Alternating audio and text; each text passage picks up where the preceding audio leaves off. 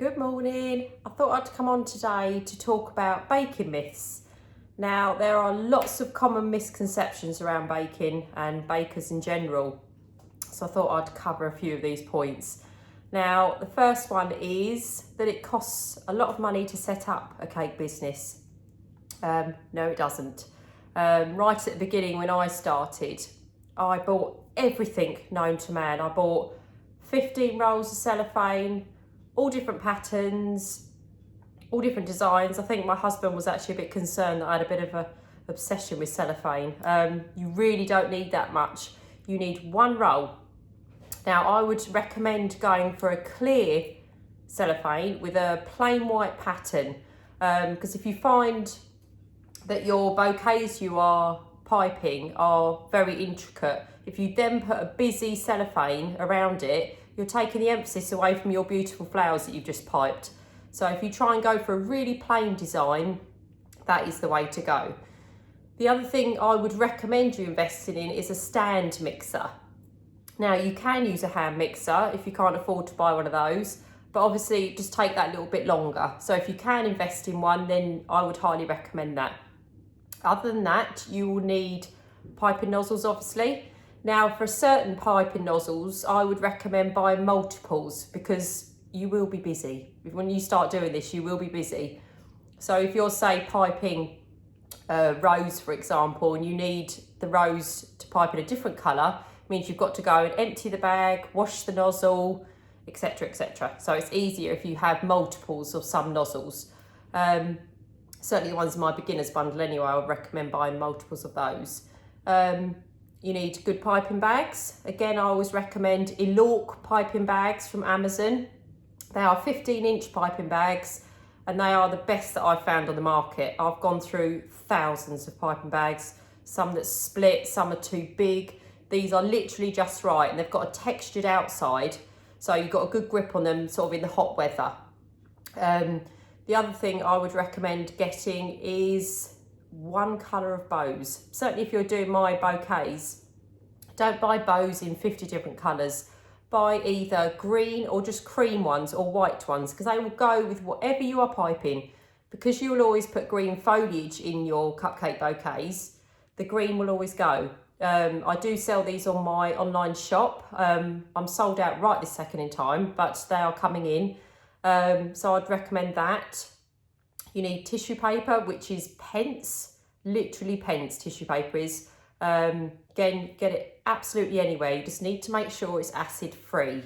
That's the key thing, because you're using it with food, you need to have it acid free. Other than that, other than having, mixing bowls, etc., that is pretty much it, other than investing in your tutorials. Now, if you can't even afford to do that, I have so much free content on my YouTube channel here and everywhere else. There's so much free content. You could start your cupcake bouquet business from my YouTube channel. The only thing you would then need to purchase is how to wrap and assemble, but certainly flowers wise, colours, everything else, how to photograph your work is all here on my YouTube channel. Other than that, you will need to get yourself some insurance. Now, you need this and you have to have it. I have public liability insurance and I have contents insurance, because over time you will buy a lot of equipment.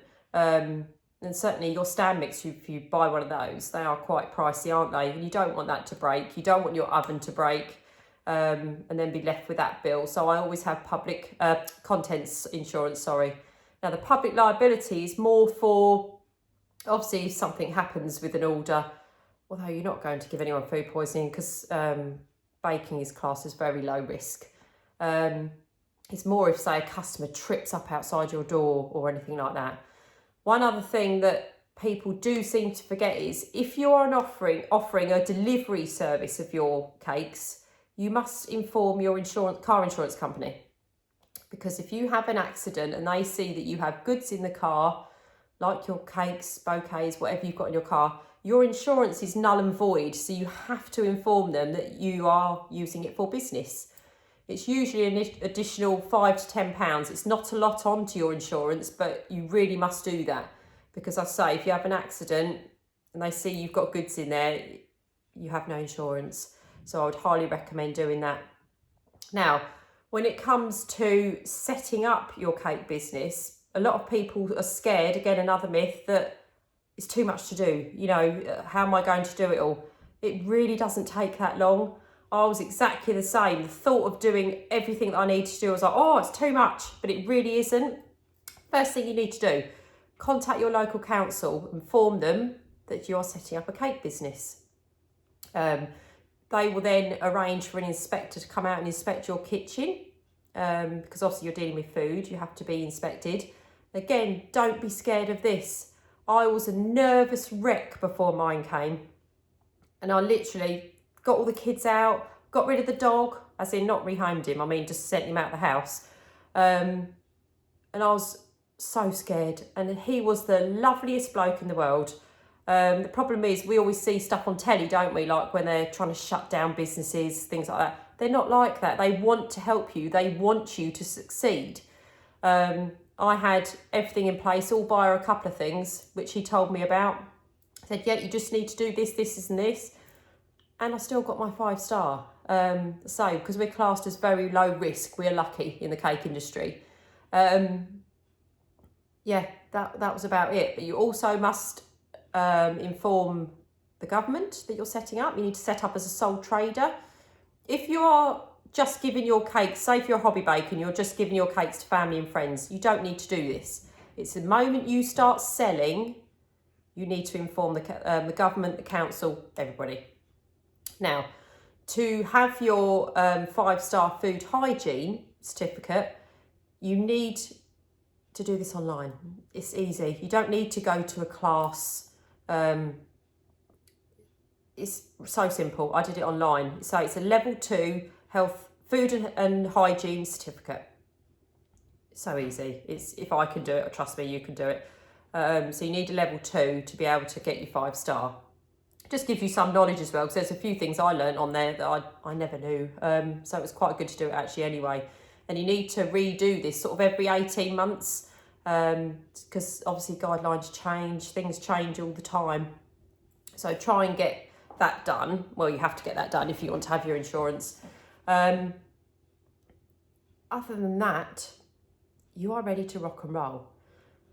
Again, people worry about social media setting up. Again, it's really simple, really, really simple. You need to set up a Facebook page. That is where I sell all of my cupcake bouquets and any cakes that I do. I don't generally get orders off of Instagram. My Instagram I always see as like a portfolio, you know, so people can see your work. And obviously I teach now, but certainly all of my orders do come from Facebook. So do set up a Facebook page and make sure it's not on private, because so many people do that. They leave it on private and no one will see you. And be regular and consistent in posting. Post every day, post 2 or 3 times a day. It might sound a lot, but people love to see images. They'll like to know about you. Put your bio in there, or, you know, your story, how you started. People are nosy and they are interested. So do that. Make sure your prices are clear. Try and get your pricing structure onto a Canva so it looks really professional. Don't just sort of write it in the comments or anything like that. Try and have a sort of set price structure. That's really key, and it looks very professional. And when you're first getting started, obviously family and friends will share your work. They'll do everything for you, but try and run a competition. Competitions are great. People love a freebie, don't they? So do put up a competition, and that will get the word out. Another way to do it is to put a bouquet or a box of your cupcakes, take them to a local hairdresser or to a beauty salon where you get a lot of traffic going through, and ask them if they don't mind you putting a bouquet there on display, and have your business cards there. You will get lots of orders from that. But it's anywhere really, any places where there's high footfall, you know, lots of people and traffic going through. So do that. I don't generally use Twitter. I do have Twitter, but that's not necessarily where you'll get your orders from. As I say, Facebook is the best place. But again, saying that, some of my students do have lots of orders off Instagram. It's just never been for me to say, but obviously I teach, so it's not quite the same.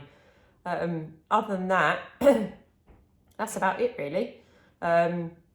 Certainly for setting up your business anyway. Another baking myth is there's another local baker set up around me, she's doing the same thing. Doesn't matter. Proves that there's a market there, doesn't it? Really doesn't matter. People spend too much time concentrating what other people are doing. Don't. Carry on with what you're doing. There is enough work for everybody. I don't get offended. I've got a baker who's literally 2 seconds up my road. She's not competition to me. We're all in it together. It's not, you don't need to be against each other. And also, don't try and undercut each other. Have your prices as they are, leave them at that. Doesn't matter if they're cheaper, because chances are if they're really, really cheap, they're not making any money. You want to make money. You are offering a high quality product and the prices should reflect that. I say it doesn't matter. You'll find that you can become friends. You don't need to be enemies. As I say, I can't bake for 66 million people that are in the UK. There are thousands of bakers and I'm busy all the time, so there's clearly enough work, isn't there? So other than that, that's that one sorted, so don't worry about that. The other one is I'm not confident, I don't feel good enough.